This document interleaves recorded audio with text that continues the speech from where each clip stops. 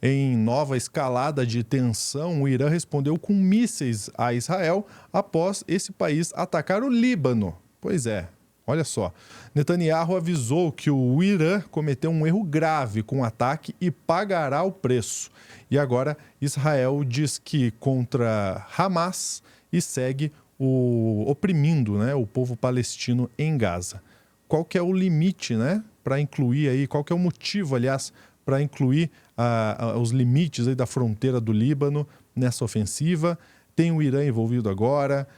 O Israel, inclusive, já está colocando pessoas como não gratas ali da ONU também. Cara, esse negócio aí a gente vai ter que desdobrar agora nesse plantão do Meteoro.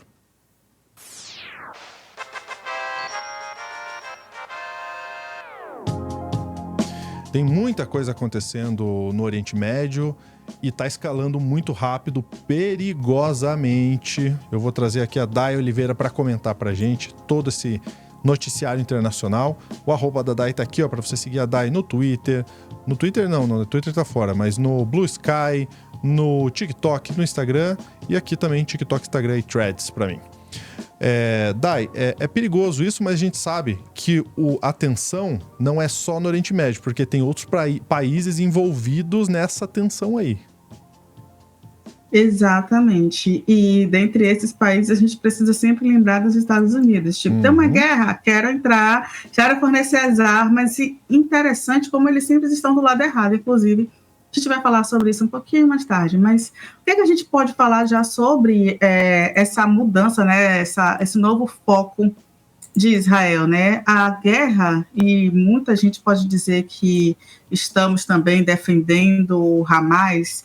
A guerra não é Hamas e Israel, e deixou de ser, na verdade, nunca foi. Sério, honestamente, nunca foi. Israel nunca assumiu que houve um erro, né, ou deixou-se ter um erro para um ataque do Hamas, em que vitimou, sim, muitas pessoas em Israel, mas essa tal ofensiva, que era justamente para fazer com que os palestinos pagassem, de fato estão pagando como genocídio. E Israel empurrou todo mundo para literalmente uma cidadezinha, uma pequena faixa, e ainda assim segue bombardeando, cortando água, energia, ajuda humanitária, bombardeou hospitais, não tem como negar as frotas, né? A gente tem imagens, tem todas as informações, bombardearam carros com alimentos. Então a gente não pode dizer que esse ataque de Israel é um ataque contra um grupo terrorista do Hamas. Não, é um ataque contra o palestino, o povo palestino e por um domínio. Existe algo muito claro pelo que o Netanyahu está fazendo, inclusive perdendo o apoio também do seu povo, dos israelenses, por causa desses ataques e do cansaço, do desgaste que vem se causando durante todos esses meses, né, que já passaram dessa guerra. E a partir disso, o Netanyahu também criou uma estratégia ali para se fortalecer. Uma dessas estratégias era o quê? O Netanyahu ele não está focando no momento onde estão, né, supostamente, as vítimas israelenses que estão ainda presos, que ainda estão com o Hamas. Cerca ali de 100 pessoas ainda estão em poder do Hamas e outras foram executadas e as imagens são terríveis. Mas o Netanyahu não está falando sobre resgatar essas pessoas e como fazer negociações para isso. Ele começou também a aumentar os locais de ofensiva, e desses locais de ofensiva veio a fronteira do Líbano. Posteriormente, ele pensou assim, é uma boa ideia atacar o Líbano, vamos atacar o Líbano? Não é tão simples assim, eu vou explicar um pouquinho mais depois, mas eu vou te pedir, Luz, para trazer o nosso primeiro vídeo, que depois disso eu explico a ideia, né, que passa na cabeça desse líder. Tens que custar a vida de pelo menos 500 pessoas no Líbano em apenas um dia comprovam a abertura de um novo fronte de combates para Israel. Isso às vésperas de completar um ano o atentado terrorista do Hamas, que matou mais de 1.000 pessoas e levou centenas de reféns israelenses para Gaza. Mas por que Israel está atacando agora uma região no extremo oposto de onde estariam os reféns? Este é o Vasto Mundo, podcast de relações internacionais do Tempo, e juntos vamos saber mais sobre o conflito no Oriente Médio.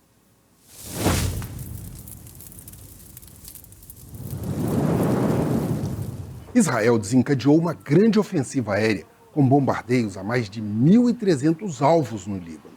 O objetivo, segundo as forças de defesa de Israel, é destruir o arsenal de foguetes e mísseis do Hezbollah, capazes de carregar 100 quilos de explosivos em suas ogivas e com alcance de até 200 quilômetros. Isso é mais do que suficiente para chegar a Tel Aviv.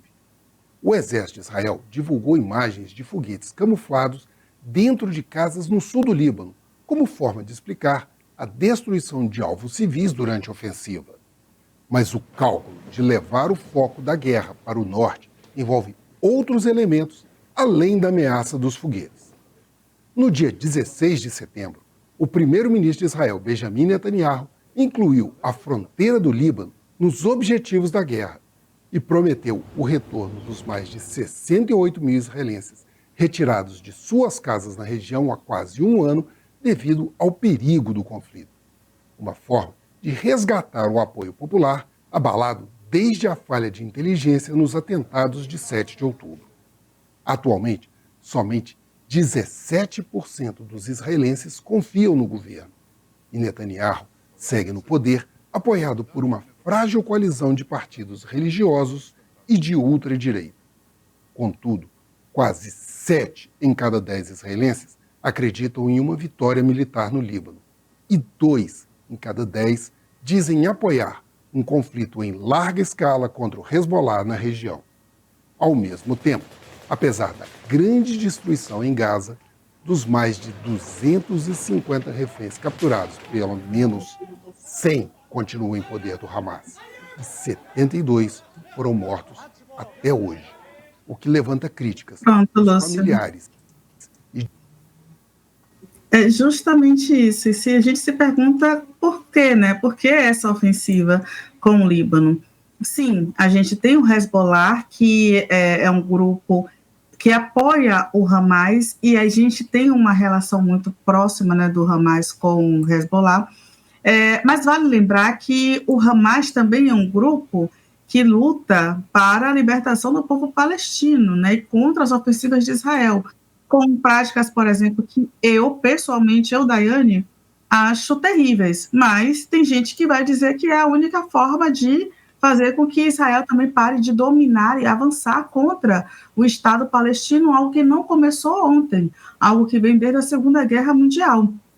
Que é importante também que a gente pense sobre isso. Inclusive, a gente tem o chefe do Hamas aí há alguns meses, né? Inclusive, oficialmente em setembro, o chefe do Hamas agradeceu o apoio do Hezbollah contra Israel. Não sei, desculpe, gente, eu vou falar, ser muito sincera, não sei exatamente se essa é a pronúncia, mas vou falar o nome dele, que é o Yahya Sinwar, que é o nome do chefe, né, do Hamas, que falou, né, agradeceu o apoio do Líbano ao povo palestino que está em Gaza, que está sofrendo em Gaza, que está sendo dizimado em Gaza, e que o Hezbollah estava ali tentando, né, com a contraofensiva, dar um apoio ao Estado palestino. Só que a gente tem também um outro Estado, né, uma outra potência que apoia o Estado palestino. E que é essa outra potência? É o Irã, que é justamente neste momento que piorou toda a nossa tensão. Com a ofensiva do Líbano, de Israel ao Líbano, a gente tem também o Irã aumentando a escalada de tensão, porque o Irã chegou no momento que ele disse, eu não posso mais, por exemplo, ser aquele Estado que eu vou ajudar, vou tensionar, mas eu não vou atuar ofensivamente. Eu não vou deixar que isso continue acontecendo, porque pode sobrar para mim também. Né? E é exatamente isso que ele começou a fazer. O Irã, ele também foi para a ofensiva após esses ataques que aconteceram no Líbano. Vou te pedir, Lúcio, por favor, para trazer o nosso segundo vídeo, justamente porque o Irã, sim, desistiu dessa posição ali de esperar um pouco que a situação se acalmasse, de fornecer armas, fornecer mantimentos, mas ainda ficar um pouco, vamos dizer que camuflado. O Irã partiu para o bombardeio. E a gente tem um retorno, uma resposta de quem? Do próprio Netanyahu, dizendo que a resposta do Irã foi um grande erro e que a potência vai pagar. Só que a gente está falando, por exemplo, de duas grandes potências militares. Israel tem um exército que é estudado no mundo inteiro. E a gente tem o Irã, que é uma das potências com mais armas no mundo. Então, isso piora muito, agrava muito toda essa situação no Oriente Médio. Vou te pedir, por favor, Lúcio, para soltar a segunda matéria, que é a fala de Netanyahu. É o que diz o primeiro-ministro de Israel, Benjamin Netanyahu. Ele diz que vai ter vingança, que Israel dará uma resposta ao Irã, que o Irã cometeu um grande erro e prometeu esse contra-ataque. Vamos acompanhar. איראן עשתה הערב טעות גדולה, והיא תשלם על כך. המשטר באיראן לא מבין את נחישותנו להגן על עצמנו ואת נחישותנו לגמול לאויבינו. סינואר ודף לא הבינו זאת, נסראללה ומוחסן לא הבינו זאת, וכנראה יש בטהרן אלה שלא מבינים זאת. הם יבינו. נעמוד בכלל שקבענו. מי שתוקף אותנו, אנחנו תוקפים אותו. Pois é, ele não tá para brincadeira, né? E a gente tem, inclusive, algumas brasileiras que estão no Líbano fazendo comentários sobre como a situação está lá. Tem um depoimento, Lúcia, eu não trouxe, porque eu imaginei que esse vídeo fosse ficar muito longo se eu trouxesse, mas a brasileira, ela diz que as pessoas estão pegando fogo. Olha só que frase, as pessoas estão pegando fogo. E ela não consegue sair do Líbano ainda, justamente porque a gente tem, como aconteceu, inclusive, na Palestina, a gente tem Israel que começa a avançar com suas ofensivas e não respeita sequer barreiras humanitárias que são necessárias para você evitar crimes de guerra. Mas Israel não é um Estado que se importa em evitar crimes de guerra. Inclusive, a gente tem a ONU, né, problematizando todo esse processo toda essa violência na Palestina, e Netanyahu, de fato, é aquela pessoa que precisa responder em Haia por tudo que está acontecendo, porque você não pode, né, desrespeitar e matar as pessoas desarmadas, crianças, mulheres, como inclusive os dados provam que a maioria dos mortos em Gaza, na Palestina, são mulheres, crianças e idosos. Vale também só lembrar, para que se alguém dizer, mas por que o Líbano? Vale lembrar que Netanyahu, né, e Israel começou com as ofensivas no Líbano com ataques aéreos, invadiu, né, com ataques aéreos, né, Beirute e o sul do Líbano, justamente nesse processo, nessa parte da fronteira, e também começou a invadir com o seu exército por terras. E aí, né, nesse processo de ofensivas, um grupo islâmico xiita chegou a matar o líder Hassan Nasrallah, cujo um desses ataques aéreos no subúrbio do sul de Beirute. Foi justamente nesse momento, aí no dia 27 de setembro, que aumentou essa escalada de tensão com estas ofensivas no Líbano, até que agora, no dia 1º de outubro, Israel lançasse esses mísseis justamente como uma ofensiva para meio que dizer para o Israel que, olha, o Oriente Médio não tem só vocês não podem sair atacando e acabando com tudo aqui, a gente precisa minimamente de uma organização. E porque até então Israel só tinha ameaçado e tinha defendido o Hamas, o povo palestino e também a população do Líbano. Vou te pedir, Lúcia, por favor, para colocar a matéria também do presidente da ONU, né, o representante da ONU, que ele virou essa persona não grata. E o que significa isso, né, basicamente? Basicamente quer dizer que Israel ele não está se importando aí com nenhuma organização internacional. O presidente, o Antônio Guterres, ele informou, né, que a soberania do Líbano foi desrespeitada e pediu justamente pelo respeito a essa soberania, e ele não foi, logicamente, escutado, pelo contrário. Israel ele segue com a posição de que se você não está ao meu favor, você está contra mim. O secretário da ONU disse que houve uma hostilidade muito grande para com o Líbano e também não foi respeitado o cessar-fogo de Gaza, que foi solicitado, que já tinha sido inclusive feito um acordo e que luta, né, está acompanhando a luta pelo povo palestino, pelos prisioneiros, a entrega inclusive dos povos palestinos, da população palestina que está também como refém em Israel. e também para que o Hamas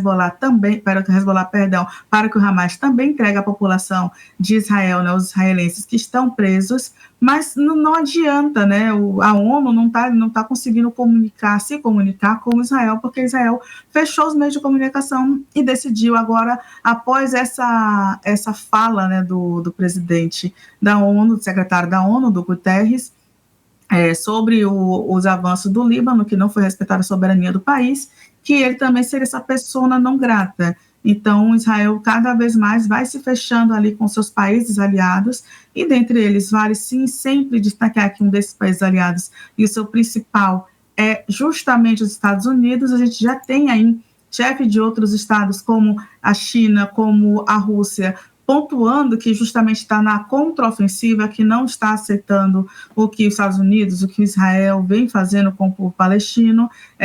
Logicamente, a gente sabe que o Putin é essa pessoa mais, vamos dizer que mais afrontosa, mais, que vai provocar mais tensões, mas ele também já tem a sua própria guerra para brigar ali internamente, seus próprios líderes internos. Então, talvez não seja um problema imediato, mas com essa escalada a gente não sabe de fato o que vai acontecer. E aí volto a falar sobre o poder bélico do Irã, que é um poder bélico que a gente precisa sempre lembrar, porque um poder é uma das potências, né, sobre a quantidade de armamentos e mísseis que possuem. E a gente tem ainda 3.000 brasileiros que querem sair do Líbano e que não conseguem, justamente por causa dessa ofensiva. O Itamaraty, vou te pedir, por favor, Lúcio, para colocar a matéria da Agência Brasil, que o Itamaraty, justamente por causa da escalada da violência, solicitou a saída desses 3.000 brasileiros, que ainda, infelizmente, estão lá, não conseguiram ainda finalizar esse processo de repatriação.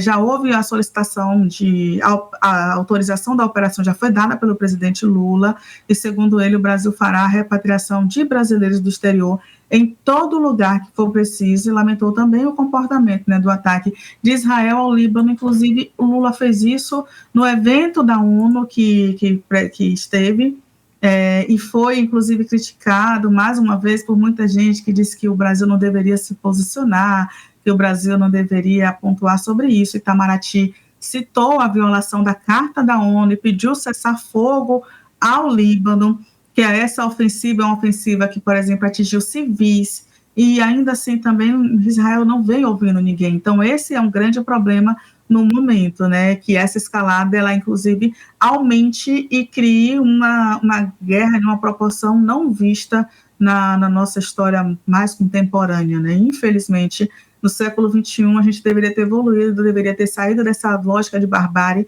mas a gente ainda está aqui falando de guerra, de poder, porque algumas pessoas não conseguem civilizadamente dialogar. Mas isso não é só sobre também diálogo, né, Lúcia? É sobre dinheiro, é sobre poder, é sobre acesso ao mar Mediterrâneo, é sobre conseguir escoar mais petróleo, né? É sobre conseguir ter conseguir dizer, olha, eu venci, eu fiz isso aqui, né? Também tem estudo sobre isso. E sabe por que é muito difícil resumir essa história? Porque ela não é de hoje. Esquece esse papinho do Netanyahu de que ele quer só destruir o Hamas, de que ele quer só recuperar os reféns. Não é isso. Inclusive porque tem 100 reféns lá que ainda estão lá, né? Se o Netanyahu estivesse tão preocupado mesmo, ele estaria trabalhando para recuperar esses reféns e não atacando o Líbano. Agora, a gente está vendo ao vivo, a gente está vendo em 2024 um projeto de poder e um projeto de conquista de espaço. É isso que a gente está vendo. Sabe aquele jogo War, em que você tem que conquistar outros espaços? É isso que a gente está vendo. E não é de hoje, né? E quando a gente fala do Netanyahu, a gente viu, inclusive, que ele tem pouquíssimo apoio da população. A gente não está falando de todos os israelenses. A gente está falando desse governo genocida, desse governo criminoso, crime de guerra, que está atacando, inclusive, hospitais, matando mulheres, matando muitas crianças, imagens fortíssimas que a gente viu em Gaza. É um governo genocida de Israel que realmente atacou, está acabando com Gaza, porque já passou há muito tempo o objetivo deles, que eles imaginavam, ou melhor, que eles divulgavam, que era para atacar o Hamas. Não é. É um projeto de poder. É isso que eles estão fazendo. E agora, eles batendo de frente com o Irã tem poder bélico, inclusive, maior que de Israel. Poder de mísseis, maior que de Israel. É um perigo para o mundo inteiro essa briga. Mas tem gente financiando. tem gente por fora financiando. Inclusive Hamas, Dai, tem uma história aí que Hamas foi armado pelos Estados Unidos num tempo atrás, né? Exatamente. Então, essa briga não é armado simples. e treinado, né? Desculpa, eles armado e treinado. Exatamente. Então, antes de você tomar um lado e falar, não, é assim porque é assim, calma. Tem muita coisa envolvida e não é de hoje. Como a Dai falou, isso vem desde a Segunda Guerra Mundial. Tá? Então, vamos entender muito bem. Por isso que a gente está há 20 minutos aqui falando e não deu para falar tudo. Tem muita coisa, é legal você pesquisar a história desse conflito, porque não é simples. Não é só tomar um partido, uma bandeira e sair aí defendendo. Mas a gente está vendo aí um projeto de poder perigosíssimo que pode escalar e ter problemas aí para o mundo inteiro. Dai, obrigado pela sua participação. Eu que agradeço.